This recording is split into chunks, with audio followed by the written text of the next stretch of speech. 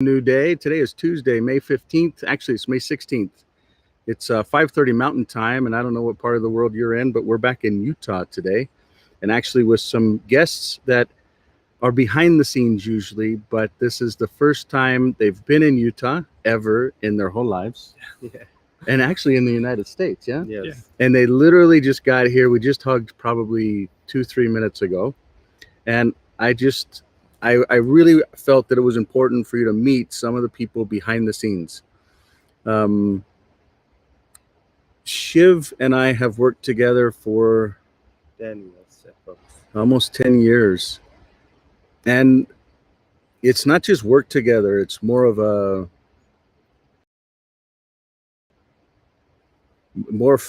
because the work that's happening, it bonds deeper than work or money or a project or any of those types of things can do. And I want to verbally record on the record, say Yeah. thank you for your Thank love. you also for giving me opportunity to work with you. Yeah, it was literally almost a decade ago when there was another gentleman his name is Vicky. He's a wonderful man and very in the middle of this, where we started working one, then it went to two, then it went to three, that it actually got all the way up over 60 at one time. And then, as you know, COVID and all these other wonderful things that kind of force things to come back down to reality. But we're grateful to have these individuals here.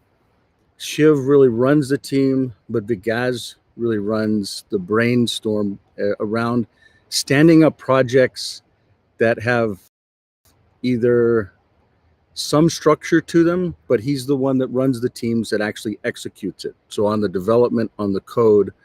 Some of you have met Conrad in the past. Conrad does a lot, and he's also in an environment like this in the middle of nowhere. But he does a lot around the architecture, but where the rubber meets the road is the work that these two individuals really run. And so I wanted them to be able, they watch these things, they're behind the scenes, the things we talk about, they're the ones that are actually making it happen. At least one of the teams out of the 13 different offices that are around the world, but they're a very core and integral part of the things that have been built and will continue to be built. So I wanted to introduce them again. Shiv, Vikaz, literally straight off the plane. Their jet lag still, actually, I don't even think the jet lag has hit them yet. Yeah. So how long ago did you start the journey? For flight, Yeah, 30 years, 36 hours. 36 hours. Yeah, 30 yes, almost 2 days ago. almost 2 days. So And we are traveling in 16 May. Yeah. 16 May from last 35 hours. It's 16 May because the time travel. We are traveling the time from the past. I also was traveling at the same time that they were traveling. So I too got here in Utah just a couple hours ago, and we got 2 Mother's Days. At least I got 2 Mother's Days. Did you get 2 Yeah, Mother's yeah, Days? 2 Mother's Days. The problem is I wasn't with my mother or my wife, so it was a problem. But regardless, a lot of travel, but we're here together. We've got a serious brainstorming session and strategy session over the next 2 weeks to implement a lot of the things that we'll talk about here. And I'll just get this meeting started. For a reminder, we'll do general update. We're grateful for those that are hosting and supporting, namely Wally on this session today. I don't know if Terrence is on. This is a private membership association. Some of the things we'll talk about are forward-looking, blah, blah, blah, big model, big future, big strategy. But really, the updates are all around this direct to governments that we've been working on. And so some of the things that we want to talk a little bit about is some of these different countries. So you can see here, this is actually the International Monetary Fund, which for those of you that have worked, at least been involved for a long time, we understand where it all kind of fits together.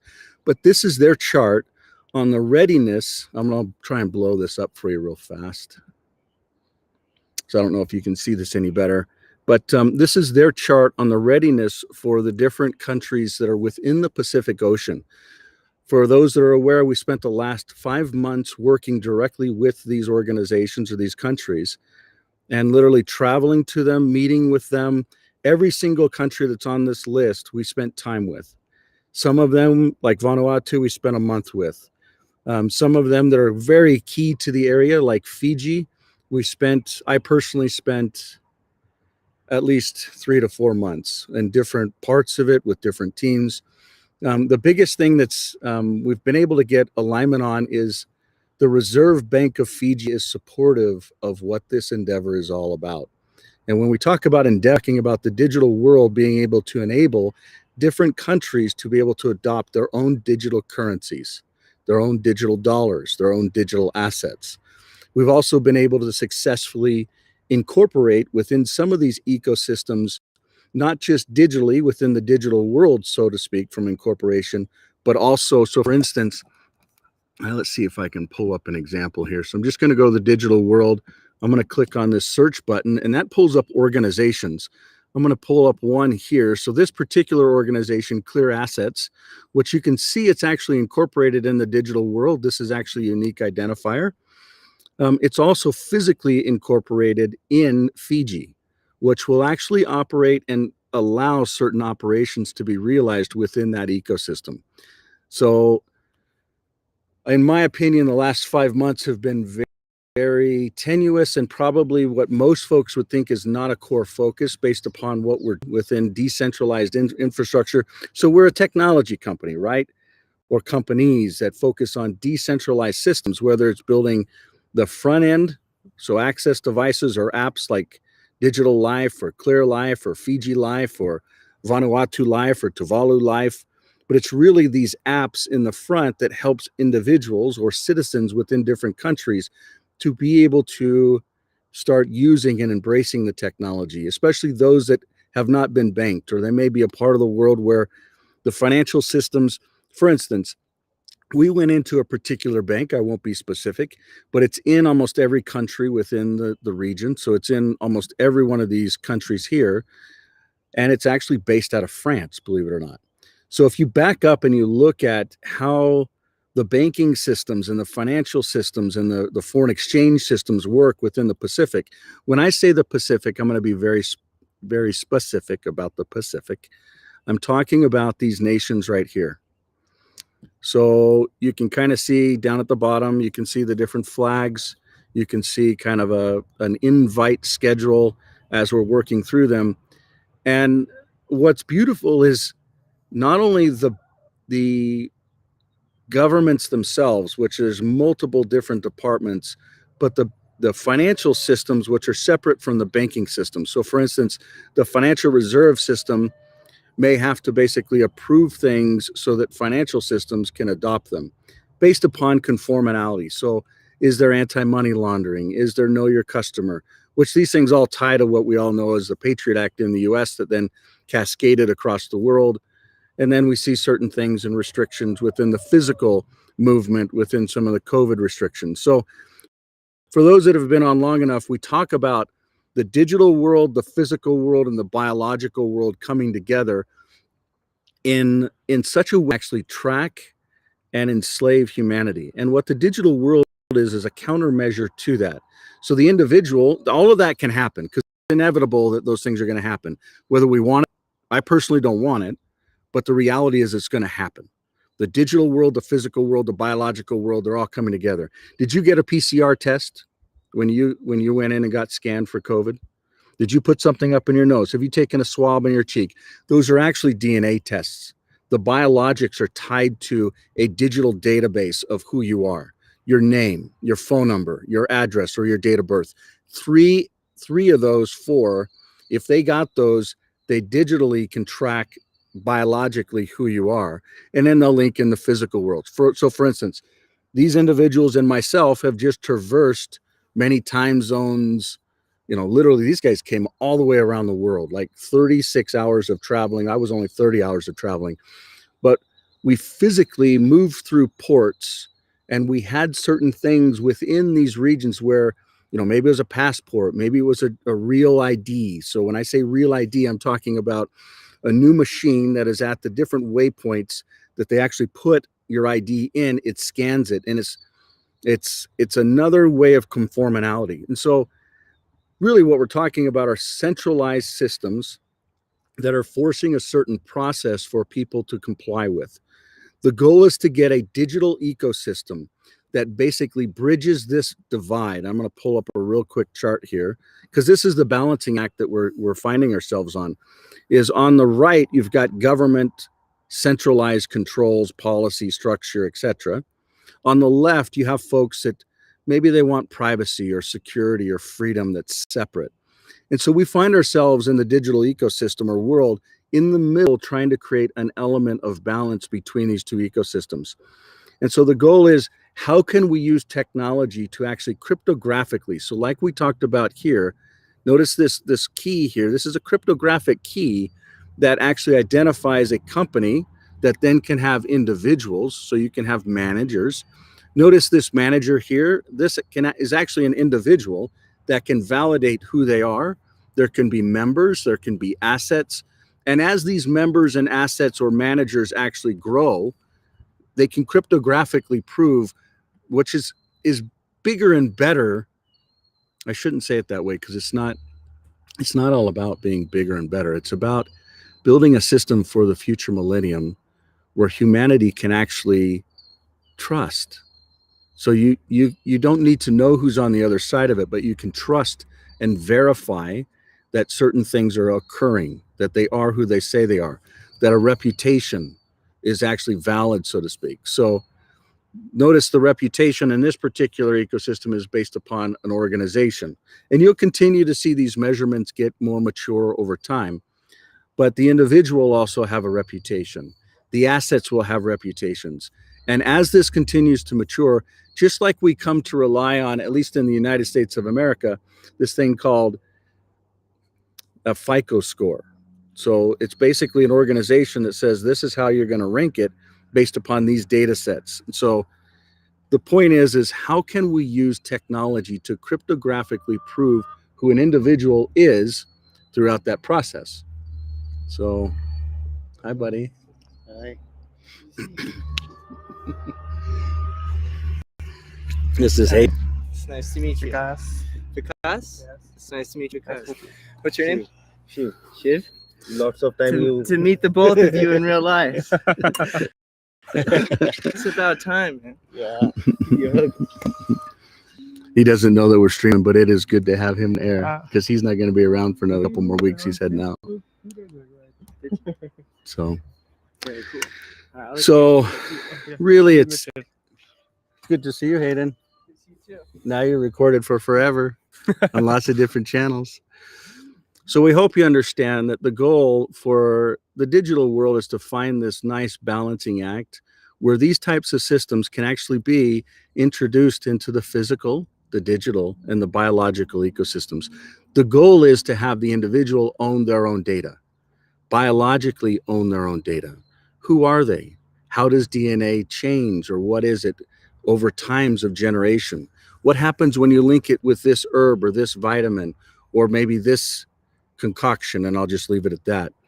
So we're also finding ourselves here in Utah, May 24th through the 25th, traveling to DC to help find or define the future of money, governance, and law as it pertains to the United States of America. So we've spent the last 5 months in the Pacific working with lots of different organizations. We've literally started having independent ecosystems starting to validate what permissionless or permissioned blockchain ecosystems can actually bring to the current financial system. When I say the current financial system, I'm talking about non-blockchain systems. For instance, earlier today, I met with NCR. So NCR basically builds a lot of the terminals at the front end of checkout systems. So does IBM, so does a lot of other ecosystems, but these are the old school systems. So how can they leapfrog into the new ecosystem where blockchain is actually being leveraged? So it's not just a matter of, ACH and wire and payment processors and different systems working together, whether you're talking about the current Visas, MasterCard, Discover, the different, what they'd call banking rails or card rails. But how can that link all together so the user's experience at the point of sale is very simple and clean? For instance, inside of Fiji, they have already adopted M-Pase, which is an app that you pull down, and you actually use the cellular carriers to load money onto it. So the cellular companies are getting into the financial ecosystem where you can go into your cell company and you can give them $10 and then you have $10 of credit. But you can take that $10 of credit and send it to somebody else. The problem is this is called e-money, and there's really no way to validate a transaction. And the difference between e-money and digital money or a digital dollar is there's a full ledger behind it. So you can start to see how some of these systems can actually be validated when you take that ledger and you tie it across multiple different, what we call key management systems. So the real difference between the digital world and everything else is all around key management and how those keys can actually use derived keys to tie to other parts of the system. So if you're seeing this slide, you'll notice the digital world slipped right in between, the Bitcoins, the Binances, the Ethereums, the Solanas, etc. And it's actually built other systems. And a lot of the people that are behind these other systems, not necessarily the server or the server marketplace or the mobile OS, but some of the mobile marketplaces you guys had involved with. But really wallets, no. You're involved heavily within asset management, organizational management. Eventually, the payment management will be one of the ones we work a lot on. Reputation management, they don't believe that they're going to be in the middle of it, but they will be. Dispute resolution, you help build most of that system. Voting, you definitely help that. Council, you help that. The certification stuff still coming. So the point being is there's a massive maturity that's been able to bridge the gap between current systems and the physical world, like current systems, let's just say NCR, and the physical world, let's say a government, and how they actually have people do commerce, maybe paying a utility bill, maybe paying, a dozen eggs at the store. But it's in these parts of the world, because they're small. For instance, if we jump back into this slide here, you can see the population density. And actually, Fiji's just under 1 million in population.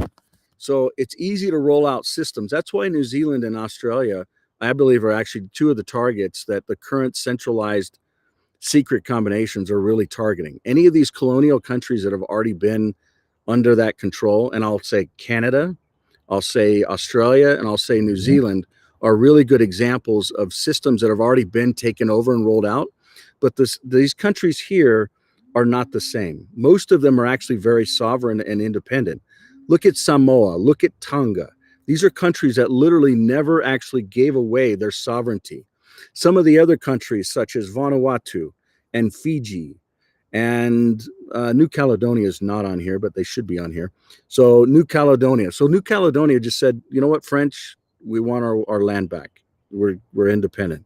Vanuatu was occupied by the Brits and the French and said goodbye. They're totally independent. When you look at some of these other islands, specifically the one we're working closest with is actually the worst on the list as far as what they're calling economic characteristics and relevant to being able to launch their own digital, these guys call it digital money, but really their own digital ecosystems. At the bottom of the list is Tuvalu. So for those of you that have already been tracking what we're doing with Tuvalu, we're dedicated to help support any of their initiatives that they want to roll out as digital, whether it's digital identity, whether it's digital driver's licenses, whether it's digital marriage, whether it's digital land management, XYZ. A lot of the things that they're doing is disappearing because it doesn't make a lot of sense to invest in their ecosystem because of global warming is actually making it so their land is disappearing. But we have to plan for the future, and we have to support ecosystems just like Tuvalu. They cannot be forgotten. These are people with their own tongue, their own language, their own culture. Some people would say, no, they came from Tonga, they came from Samoa, but that's not right. This is their land. A lot of these organizations like Samoa or Vanuatu, Fiji, their cultures have gone back 3,500 plus years. You can't just say goodbye or relocate or conform to this. These are independent countries, and the work that is being done down in these ecosystems is very, very important and very valid. So we'll just leave it there. Some people said that the involvement in some of these things was positive. Some of them said it was negative. I can tell you that just being involved and being there is important. It is good to be back, in the U.S. and working with team leaders such as these, but at the same time, where the rubber meets the road, especially when you have a go-to-market strategy that is a direct strategy to governments, which is what we're currently executing through. For those of you that are in the ripple effect room, which is tied to to Clear United, you've had an opportunity and will continue to have a maturing opportunity where you can tell people in your own circles with your own influence and actually drive a bit of awareness before other countries actually start adopting. And the adoption process is going to be a slow process that starts through pilots, small groups of ecosystems. Let's see if I've got an example within this slide deck. Yeah, so here's an example of one of the countries. I won't be specific, but you've got a financial institution, you've got a connectivity institution, actually two of them, one that's cellular based and one that's satellite based. You've got a payment process, you've got a travel, and then you've got food, whether it's growing food from farm to table to restaurants. But these are individual pilots within individual countries that basically just say, hey, we're going to allow payments in this process with these assets. And that's it. And behind the scenes, you basically have a government that's saying, instead of, for instance, when we look at Fiji by itself, it spends about 3.3 million Fijian dollars every year to print and distribute its currency that's physical dollars. That basically goes to almost a zero. Like literally, it could go to less than $50,000, $60,000 a year just to maintain the cryptographic assets. And this is actually having multi-signatures, multi-validation around how digital money can actually be distributed and managed. And it's no different than what they're currently doing at the point of sale, where a user just pulls up on their phone, scans a QR code, it validates the transaction, and it's done, and they move on. But what's big about it is the transaction doesn't just get consummated in the resources get sent back and forth. I'm getting some feedback. But what could actually happen is, let's say that there's a sales tax, which those of you that understand, taxation and tyranny and representation, we'll just put that on a shelf for just a second and say that sales tax is actually a really good tax. Use tax, value add tax, any of these different taxes at point of sale. So when someone actually purchases, let's say a vehicle, so the sales tax can actually get paid to the respective taxing authorities. And let's say that they have 3 days to exercise a first right of refusal, say, we don't want it, we want this, we want our money back. Then you can actually also reverse and pull those funds back within that same transaction. So you actually have real-time auditing and the ability to have total transparency with the flexibility of having transactions that are tied to one's particular use case. So what if someone is actually purchasing a meal? Let's say you've got 2 parties or 3 parties that are sharing that bill. You can literally validate it even at that level. What if someone is actually getting paid their income? For instance, and I'm going to leave a video that is probably one of the best videos that I've seen from third parties. Let's see if I can find it real fast.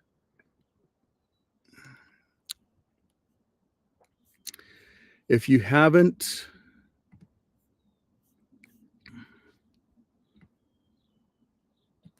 I'm going to drop this inside of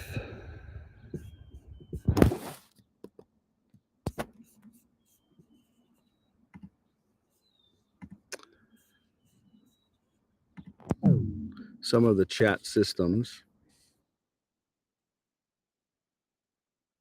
So after this, if you want to watch this, this is actually a review of what Beijing or China is doing with the digital renminbi or yuan. So what they're actually doing in deploying it, the different phases, how it's centralized versus decentralized, how the money can actually be controlled, how the transactions can be limited, or if you have assets, how you can actually be pulled back. So I'll leave it at that, but please watch that afterwards. It'll give you a comparison as to what some of the centralized systems are actually doing compared to what you're seeing here with the decentralized ecosystem. So with that being said, I know we've talked a lot. We'll go ahead and open it up for any kind of questions or thoughts that you may have. And even if you guys want to provide any feedback or thoughts, I know this is your first, you guys are usually sleeping when we're doing this stuff, so you don't get in the middle of it. But feel free to chime in or provide feedback or guidance. Anyone online in any of the rooms, I'll just repeat your question if it's not propagated well. So we're moving into the portion of this where people can provide their questions or polls. Thoughts, feedback, anyone?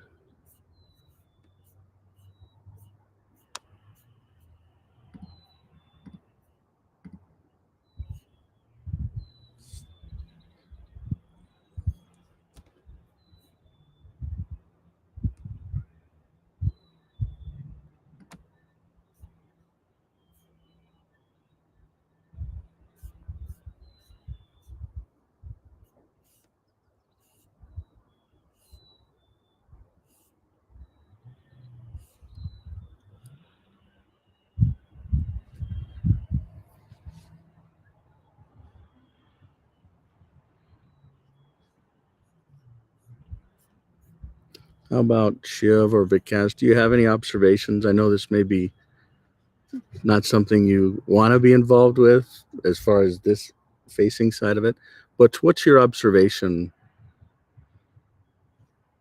as to what you're seeing or what you've observed over the years? How you And always good to work with Clear.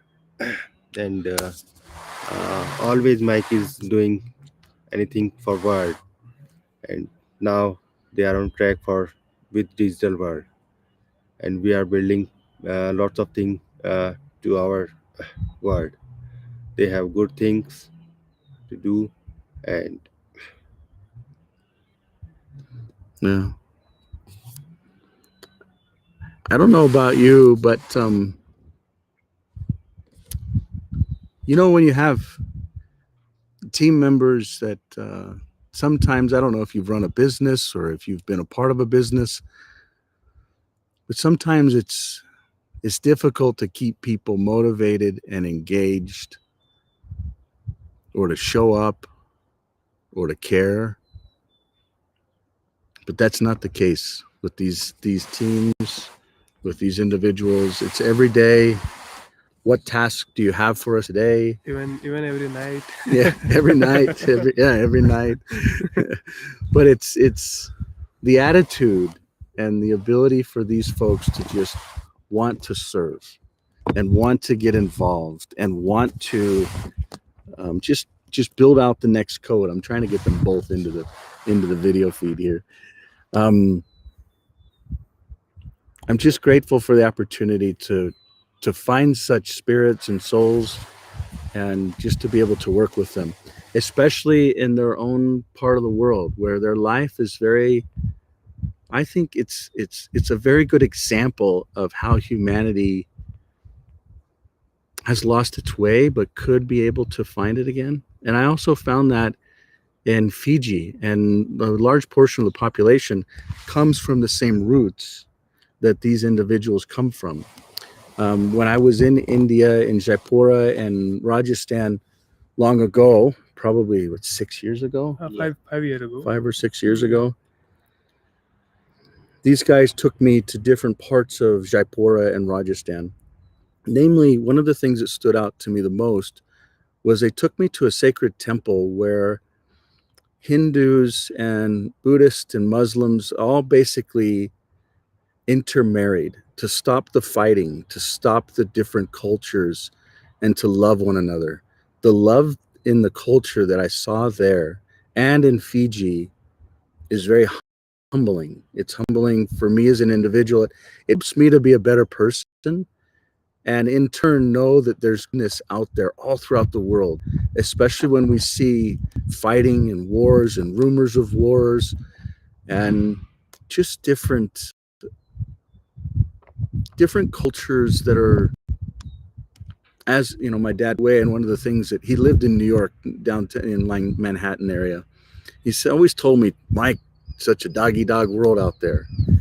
But you know, the more as I see the world, the more I disagree. I think it's such a wonderful world where people, it's not always hurting one another to get ahead.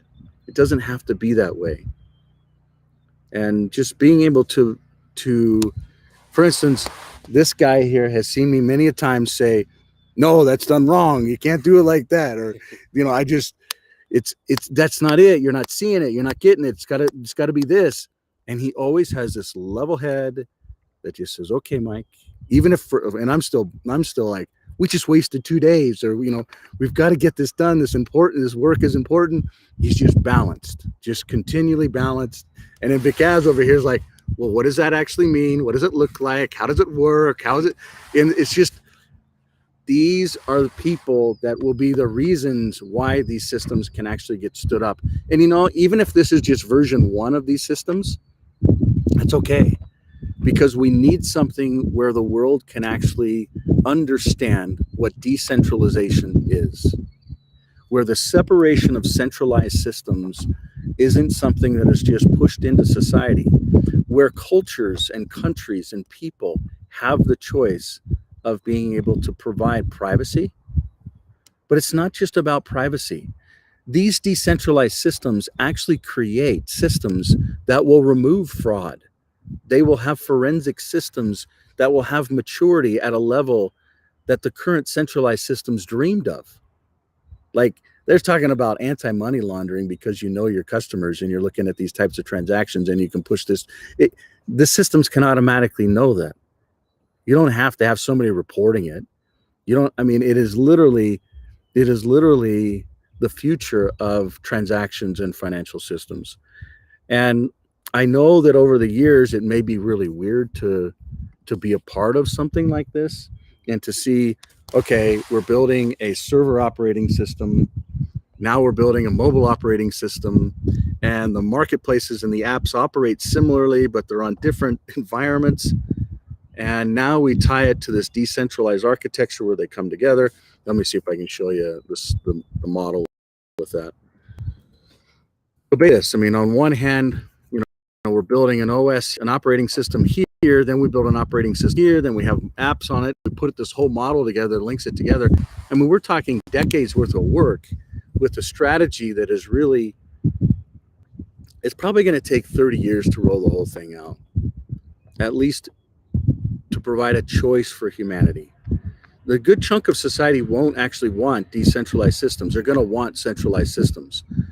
But there has to be an alternative. There has to be a choice. There has to be a separate way. And that is really what the digital world is here for. And the clear companies that help build these different systems, what they stood up. But the reality is this is just standing it up initially. This model that we talk about with all these different techs and phases, they will continue to morph in the future, where people and cultures pick up the tech and run with it on their own. For instance, this last week, let me see if I find a photo that I can share.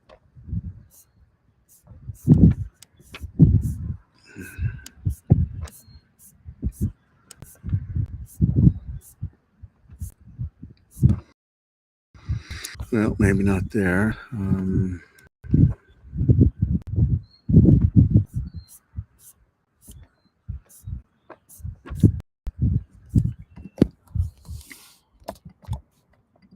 Here, I'll go and pull it in here real fast.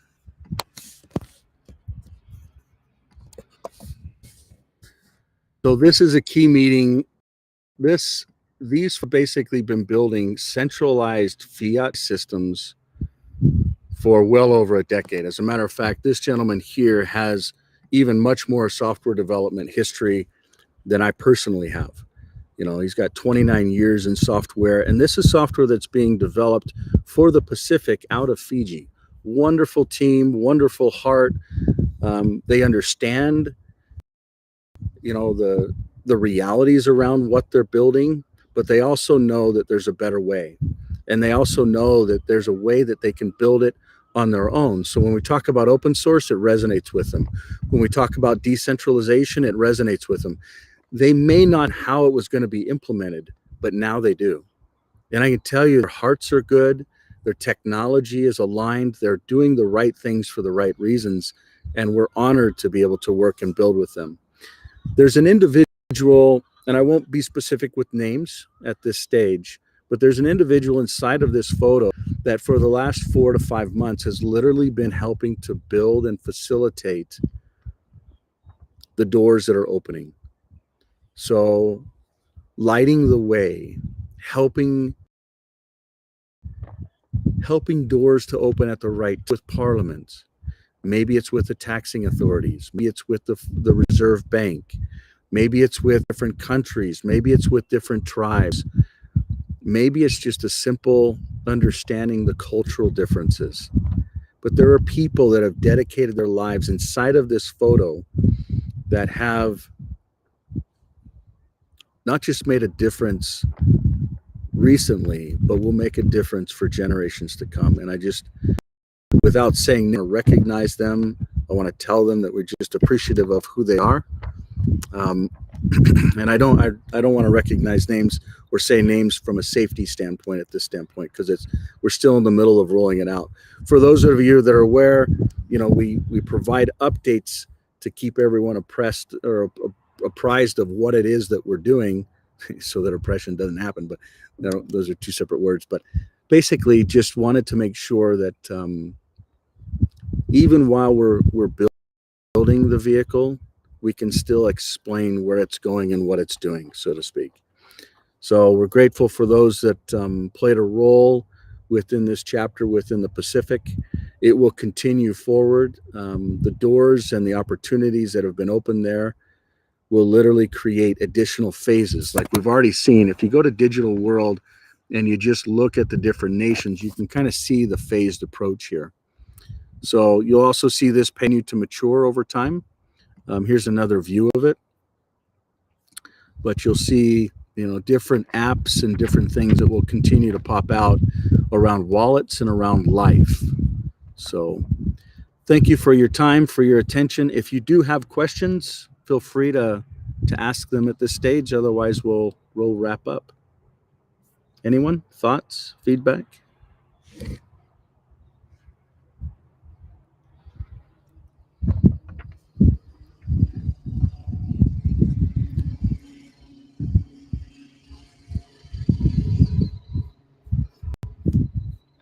I'm quiet today, huh? We bring guests on and everybody goes quiet.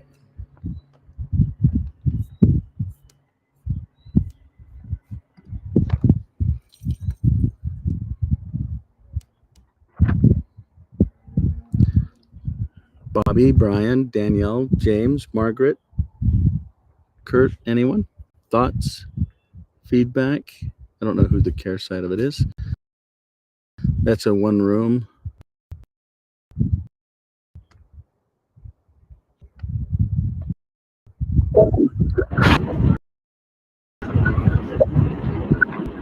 Go ahead, Bob. No, Daniela, go ahead. You're okay. Okay. I don't even know where to start. I'm just sick at what's happening in Canada. I'm trying to leave here as quickly as I can, but how do I know? How do I know if I'm not going somewhere that's going to be just as bad, if not worse? Like, how do I do my research? How do I figure out what kind of what the government stands for? I'm going to pull up a book real fast. I got strategic relocation. I got it. I read it. You had suggested. Did you like that, by the way? Was that something that helped you? Yes, it did in some ways. I guess I was hoping for it to say, don't go here and go there. But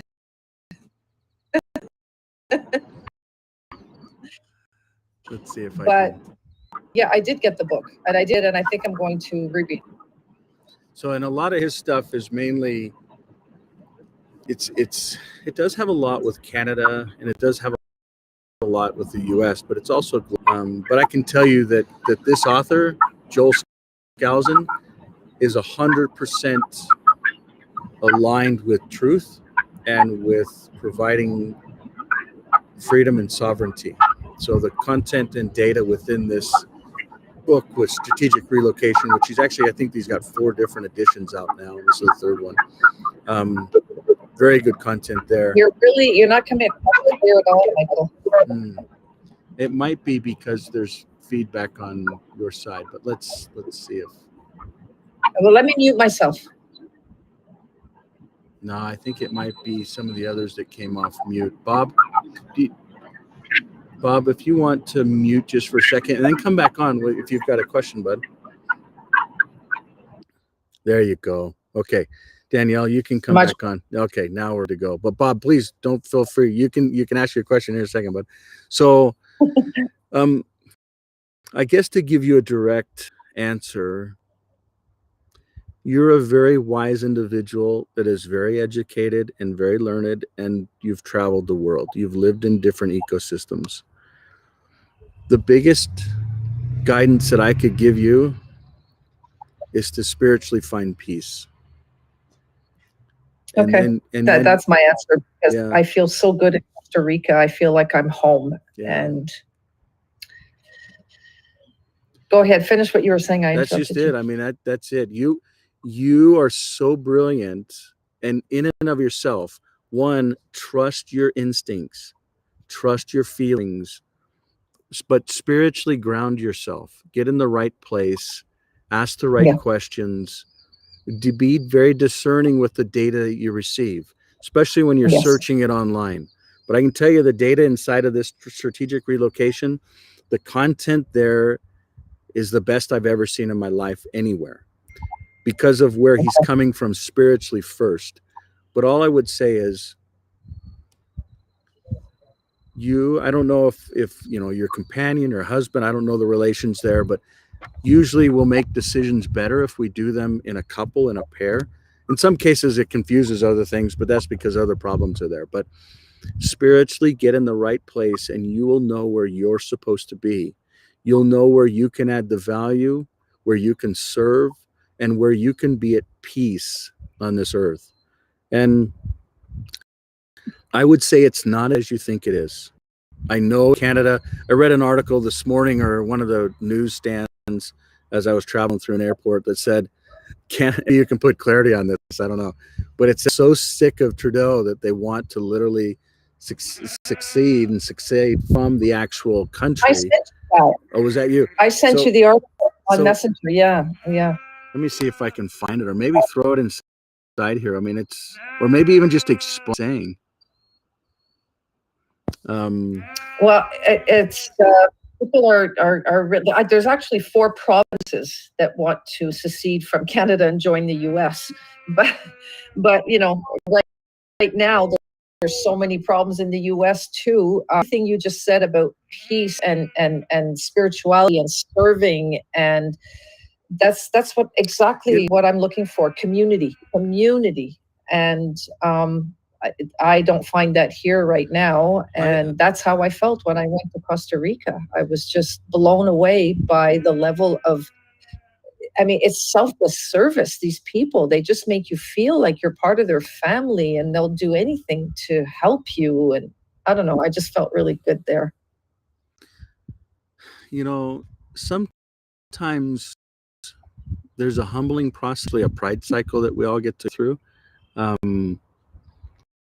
In Canada, you actually have some very special, the same types of culture that you felt in South America are also in North America, but they're usually inside of communities that are tribal based.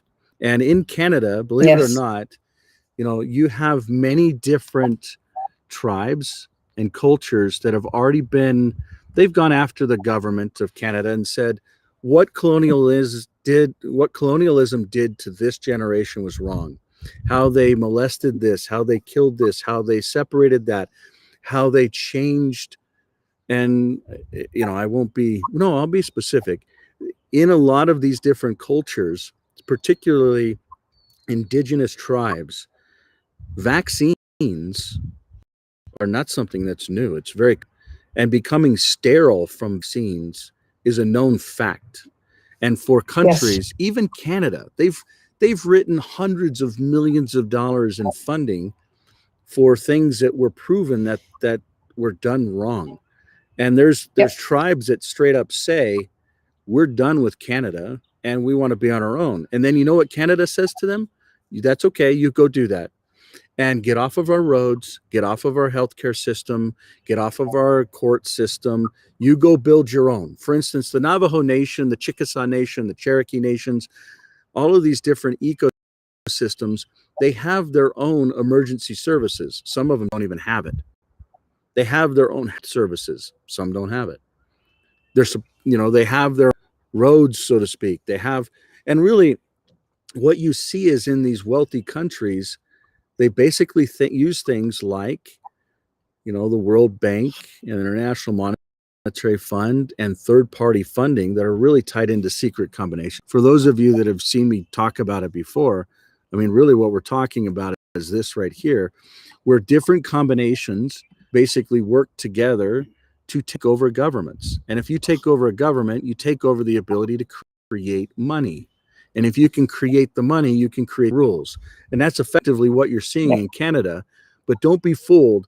There are communities right in your own backyard. They probably just don't have the same skin color as you, but they are, well, if you go down to Puerto Rico or Panama or where was it? I don't remember, Costa Rica. If you go down there, it's going to be the similar type things, but they're just a culture that didn't migrate the same way.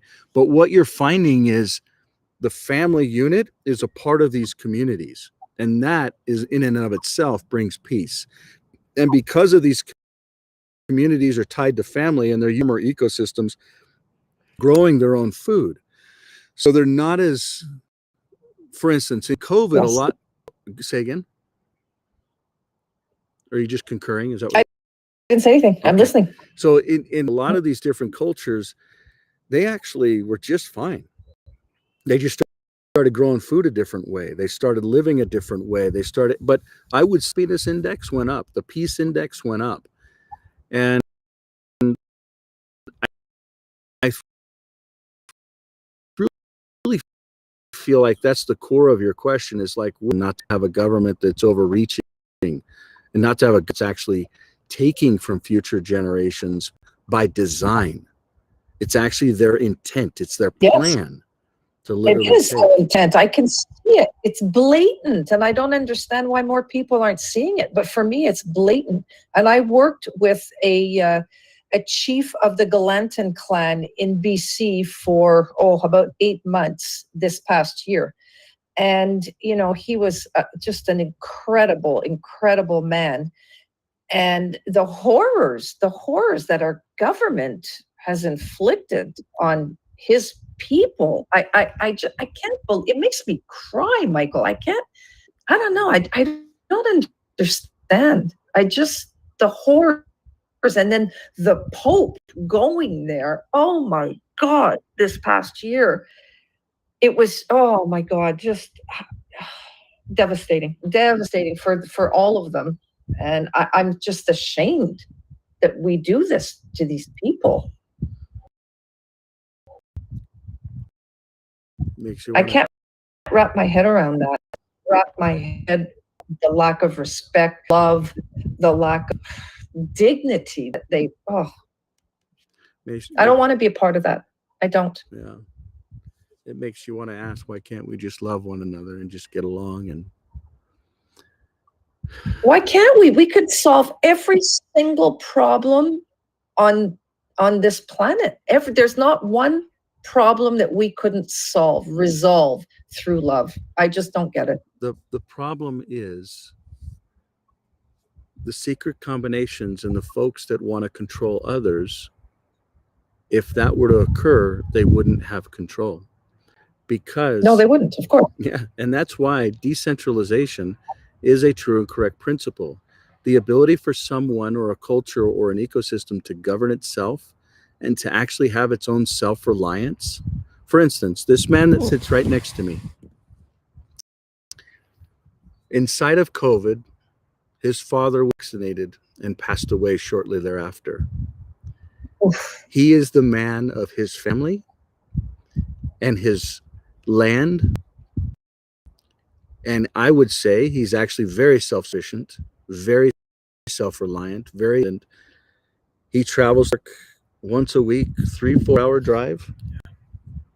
And so think about it. He lives out in the middle of nowhere, 3-4 hour drive one way to go to work. He drives in one time a week, works the week, then goes back out.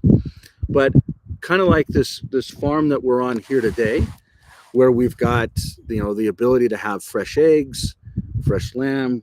They stole our pigs, which is a whole nother conversation, which I'll get into in another time. But literally, while I was over in Fiji last week, they paid many thousands of dollars for, and they come up with these orders. But that's a whole nother conversation. So the point that I'm trying to drive at, can actually grow his own food. He has his own. Do you have one cow now? No, we have actually three Three cows. Three cows and one buffalo. So maybe describe your farm and how you live. Actually, my grandfather was a farmer, and my father also a farmer in his young age. But later, due to lack of finance, he went to foreign countries to feed us and educate us.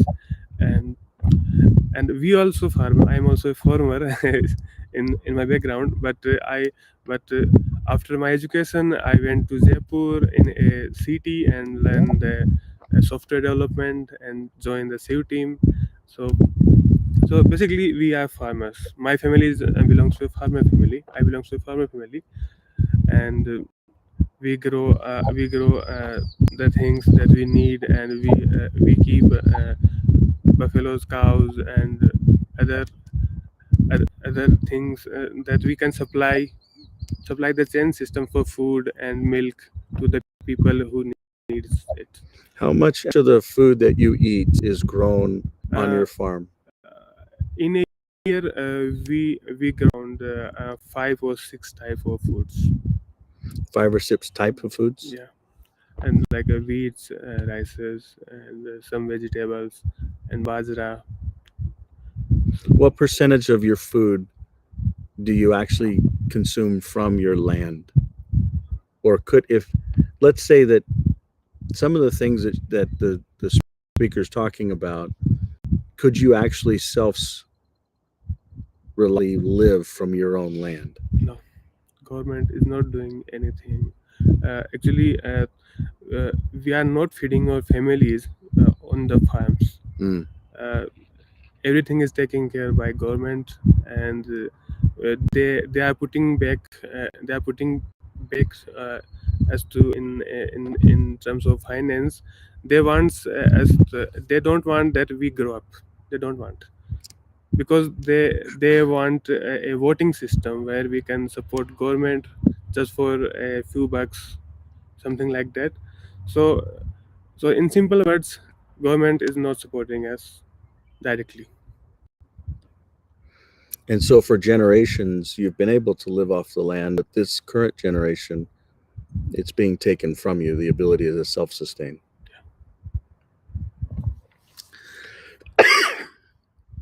I think that goes to your point around where do you go and what do you do to be able to be self-reliant. And I think it goes right back to the answer.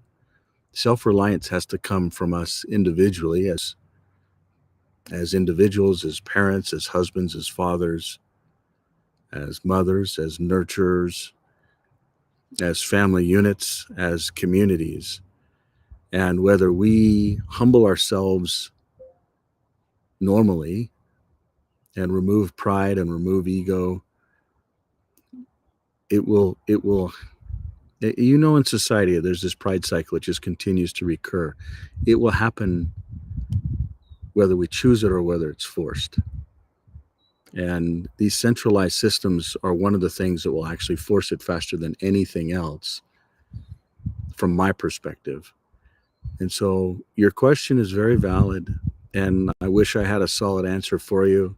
But physically, I can tell you that, people like the guys that have tried to grow their own food but have governments say, nah, you can't do it that way. There are other team members. For instance, we mentioned some other developers here on this call that actually 100% live off the grid. They grow their own food. They don't even have power, but they have the sun. They don't have, the simple sewage, but they figure out. And these are not people that can't afford to have these types of things. As a matter of fact, um, the work and intelligence that these people have is priceless. There's not a corporation that could hold or um, fund them. These, they're brilliant people, but they choose to separate themselves from the centralized systems and help to build the alternative for these decentralized systems. So it's neat to see it grow over time. We're grateful for those of you that are involved. I hope we've given you at least a little bit of insights as to the continued maturing. I wish we had a better answer for you. I really do. But I too, I got off a plane today and felt like, I'm coming into a county and I love the state that I'm in, but the state of Utah is actually leading the way with Real ID, which is actually one of the biggest centralized systems that humanity will roll out, which is not a good thing. I tried to change it. I tried to go to the Capitol. I tried to go to the right people. I tried to send the emails. I tried to say, would you look at an alternative? And they don't care because they get paid money to do their job. And the people at the top don't want it to be decentralized. So it's a battle there when we come to the area where we live. So in your area, it's Providence's based. In this area, it's county based. I really believe that a majority of the counties, for instance, in the United States of America, the founding forefathers actually decentralized the governance to the county level, to the sheriff. They gave them the autonomy to be able to make their own decisions, to be able to enforce the law in their own jurisdiction with their own accountability. And I still, even though I feel violated, for instance, we've got pigs. These are kuni kuni pigs. They're bred out of New Zealand. We had them in New Zealand. They're like pets. They're purebred. We paid top dollar for them. We've multiplied them. We've replenished them. And they eat grass, which is not common for pigs. They have hair, which can go through winters, which is not common for pigs. We've been able to successfully keep them alive. They're not bothering anyone. But yet, a city based upon someone that one individual, and all of this can tie back to one individual. His name is Justin, and I won't be specific in this forum, but in future I will. Some people say, you know what, we just want the control. We want the power because we've been given a badge. We've been given an authority. But what they don't understand is it's actually the opposite. They're there to serve. They're there to, if someone's doing something wrong where it's hurting someone else or it's violating a law that is a violation of a constitutional reality, which in my opinion, the states and the counties and the cities don't have the right to violate a constitutional law, to be able to have peace and freedom and to govern yourself if you're not hurting someone else. For instance, there's a lot of people, just like what Vic Az is talking about, the ability to grow food, and namely to grow food, you need water. And in America, if water falls from the sky, it's not yours. If water flows through your property, it's not yours. So it's really a difficult thing to be able to self-sustain, even though, and I won't talk religion, I'll just say an intelligent creator that actually gave us this opportunity here on earth to be able to to have different fruits and vegetables and animals to be able to have stewardship over and to be able to actually sustain life. We just have to figure out simple rules to be able to know what are these different things, how do you grow them, how do you ingest them, how do you use them for man or for woman. And it's a fight that we have to fight today so that future generations don't have to deal with the enslavement that will come from these centralized systems. But I know you guys all and gals all know this already, but I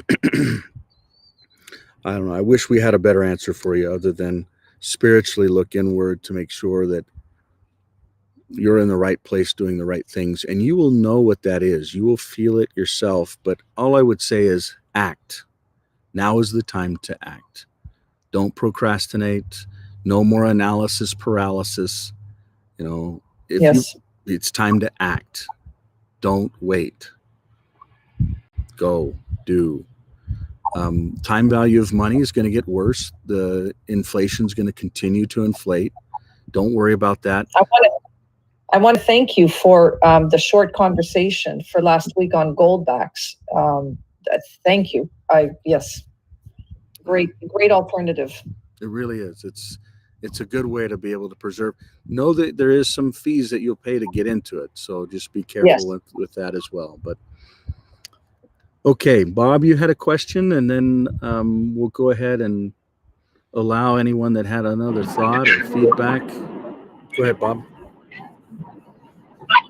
Yeah, I didn't have a question. I just this is my first time on in a few weeks. I missed the calls, and I just wanted to say how inspiring just the conversations here are, and it just speaks volumes to me and who I am as an individual and what I see for the future. So kudos to you and the team. I'm on board. Thank you, Bob, and I'm sorry we missed you when you came through Utah.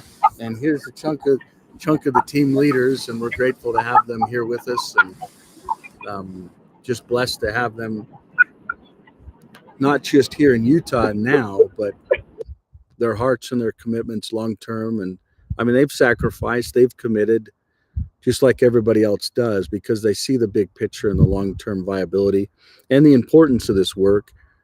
But in small things, great things can happen. And really, when we're talking about decentralized systems, these are decentralized systems for the future millennium. So this is literally for thousands of years. It's not just, hey, let's build this new code that can actually do this and this and this, and then it'll get replaced. There's a statistic in the software development business, which is basically every 7 years, software code and systems get rebuilt. But what you're seeing built here, even though it's been over a decade that we've been working on it, these systems will actually help enable and create systems for future generations, for future millennium is the goal. So Bob, thanks for joining in and for your feedback and your vote of confidence. Any other thoughts or comments before we wrap up today's call?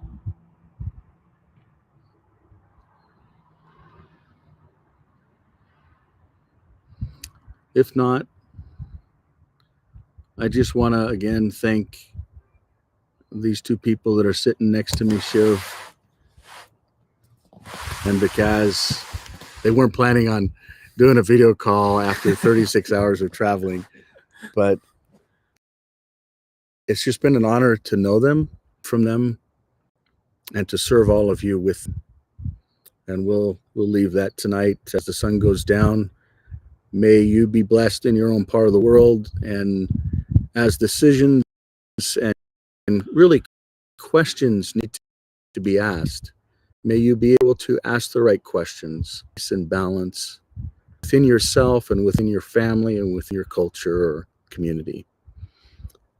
I know we can't change the whole world, but these systems can provide an alternative choice that truly can be a parallel path to the current destruction and pain and chaos and confusion that society may be heading for or is already there. But regardless, life is good. We have another day. Let's use it in the best way we can. And we'll go ahead and sign off, and we'll see you next week, same time. Much love. Bye-bye. Thank you, Michael. Thank you.